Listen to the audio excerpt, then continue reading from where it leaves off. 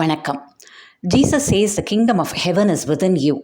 இதையே தான் Swami Vivekananda all power is within you, you can do anything and everything அப்படின்னு ஆணித்தரமாக அடித்து சொல்கிறாரு.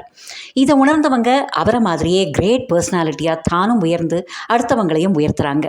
இந்த கிரேட்டுங்கிற வார்த்தையில் ஜி ஸ்டாண்ட்ஸ் ஃபார் கிராட்டிடியூட்னு போன வீடியோவில் விரிவாக பார்த்தோம். ஆர் ஃபார் ரைட்டியஸ்னஸ்ன்னு பார்த்தோம். ரைட்டியஸ்னஸ்னால் நீதி, நேர்மை, தர்மம். இதெல்லாம் குறைஞ்சிக்கிட்டே வந்தாலும் இன்னும் சுத்தமாக அழிஞ்சு போயிடலை. சொத்து சுகத்தை மட்டும் பிள்ளைகளுக்கு விட்டுட்டு போகாமல் தர்மத்தையும் சொல்லி கொடுத்துட்டு போனால் தான் வருங்கால சந்ததியினர் தர்ம நெறியில் நடந்து மகிழ்ச்சியாக வாழ முடியும். தர்ம சிந்தனை குறையறதுக்கு காரணம் என்னவா இருக்க முடியும்? Watch your thoughts, they become words. Watch your words, they become actions. Watch your actions, they become habits. Watch your habits, they become character. Watch your character, it becomes your destiny. ஆனால் இதுக்கெல்லாம் நமக்கு time இருக்கிறது இல்லை. நம்மளோட மனசை கவனித்து நல்ல எண்ணங்களை விதைச்சாலே போதும், வாழ்க்கை வளமாயிடும். முன்னெல்லாம் பெரியவங்க வெளியில் எங்கேயுமே சாப்பிட மாட்டாங்க. ஏன்னா நாம் சாப்பிட்ற சாப்பாட்டுக்கும் நம்ம மனசுக்கும் சம்மந்தம் இருக்குது.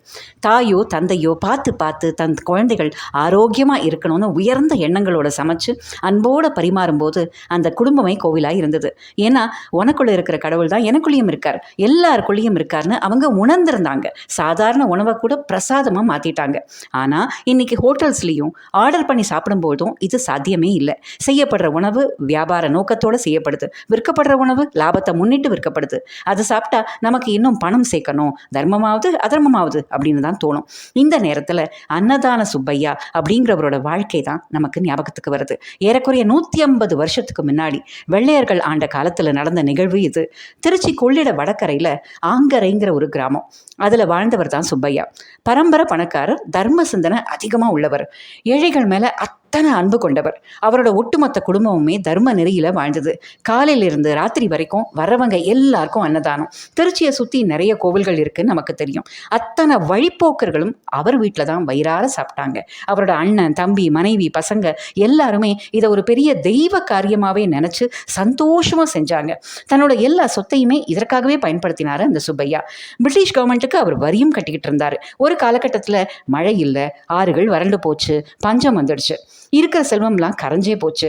மனைவி, குழந்தை எல்லாரோட நகைகளையும் விற்று அன்னதானம் பண்ணிக்கிட்டே இருந்தார். எங்கெங்கேந்தோ பசியோடு வந்தவங்களுக்கு எல்லாம் வயிறார சாப்பாடு போட்டார். இதை விரும்பாத அந்த ஒரு தாசில்தார் அப்புறம் அவரோட கைக்கூலிகள் எல்லாரும் சேர்ந்து கலெக்டர்கிட்ட கம்ப்ளைண்ட் பண்ணாங்க. அவர் வெள்ளைக்காரர் தான், ஆனால் நல்லா தமிழ் படித்தவர், தமிழ் மண்ணை நேசித்தவர். அவர்கிட்ட சுப்பையா பொய் சொல்கிறாரு, நிறைய பணம் நகைகள் எல்லாத்தையும் ஒழிச்சு வச்சுக்கிட்டு வரி இப்போ கட்ட முடியலன்னு நாடகம் ஆடுறாருன்னு சொல்கிறாங்க. அவர் தானே விசாரித்து அதை பற்றி ஒரு முடிவெடுக்கிறேன்னு சொல்லிட்டு போய்ட்றாரு.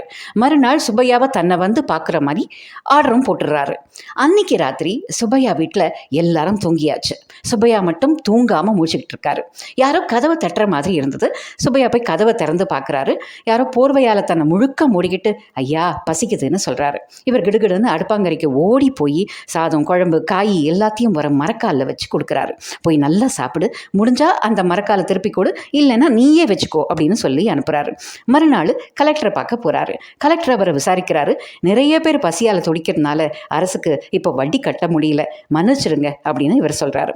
தாசில்தார் மற்றவங்களும் அவர் பொய் சொல்கிறாருன்னு திருப்பி சொல்கிறாங்க. அப்போ கலெக்டர் அந்த மரக்காலை எடுத்து சுப்பையா கிட்ட கொடுக்குறாரு. சுப்பையாவுக்கு என்ன நடந்ததுன்னே ஒன்றுமே புரியல. கலெக்டர், நான் தான் நேற்று ராத்திரி பசின்னு உன் வீட்டுக்கு வந்தேன், அந்த நேரத்துலையும் சாப்பாடு கொடுத்து அவ்வளோ கனிவாக என்னை கவனிச்சேன்.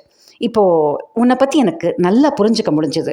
கண்டிப்பாக நீ பொய் சொல்லியிருக்க வாய்ப்பே இல்லை அப்படின்னு சொல்லி அவரை பாராட்டி சன்மானம் கொடுக்குறாரு. தாசில்தார் மற்றவங்களும் தலகுனிஞ்சு போகிறாங்க. மக்கள் சுப்பையாவை மனசார வாழ்த்துறாங்க. இதுதான் தர்மத்தோட பெருமை. தர்மம் தலை காக்கும், தலையை மட்டும் இல்லை தலைமுறையே காக்கும். நாமும் இப்படிப்பட்ட தர்ம சிந்தனையை பசங்க மனசில் விதைப்போம். ஒளிமயமான எதிர்காலத்தை உருவாக்குவோம். தேங்க்யூ.